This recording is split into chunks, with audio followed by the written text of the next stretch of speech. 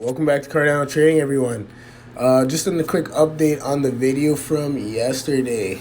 So as you can see here, I have a very small lot size of $4.91. However, we are in a $13.65 profit right now.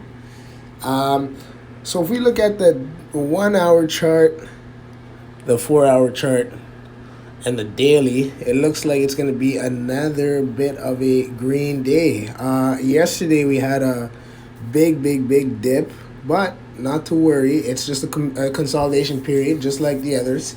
So look, yep, consolidation from 148 right back down to the consolidation area right about here. So the 1.22 1.23 area.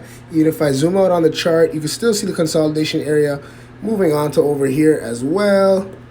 So guys, this is very bullish, very good news. So when you go look at the daily, wow, that means, yeah, this weekend, guys, it's going to be a good weekend. I mean, and there's nothing else better I could say, but this chart is looking very nice. It's setting up nicely for a big push past its previous all-time high.